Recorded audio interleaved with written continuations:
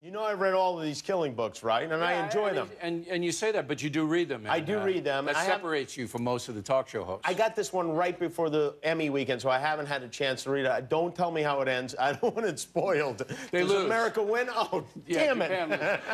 Oh, no, wait, we win? Oh, that's great news. It's good to see you. Thank you.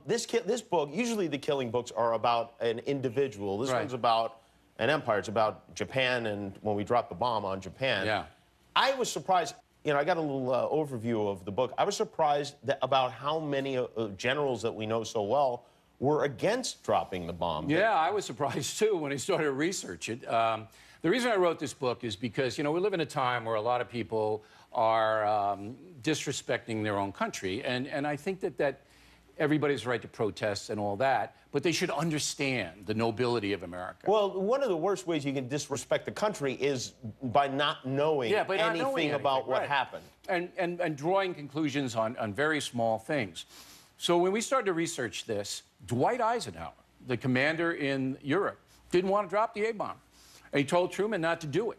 I'm not going to tell you why, because it's part of the fun of the book to find that out. But I didn't know that. Yeah. And so we're researching, all right, who was for it, who was against it. Eisenhower's against it. MacArthur, the Pacific commander, didn't want to drop the bomb, again, for reasons that will startle you. So that Truman was put in this position where his two major commanders said, don't do it. But he did it anyway. And again, that's why we wrote the book, why he dropped the A-bomb, how Americans sacrificed unbelievably to defeat this evil empire. And that's what they were at the time, Japan. And what it took. And it took amazing amount of courage. You did an interesting thing. You wrote letters to President Obama and to all the living presidents. 5 living presidents. Asking them what they would have done if they were in the same position. Right. And who responded to you? 3 responded, Jimmy Carter and the 2 Bushes.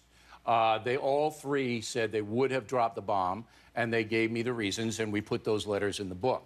President Obama did not respond. I don't think he would have dropped the bomb. Speculation. Speculation, but he's not that. President Obama looks at the world in a way that he thinks he can negotiate a lot of things, all right?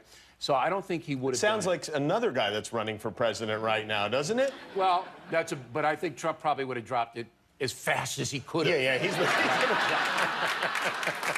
So, is it ready yet? Come on!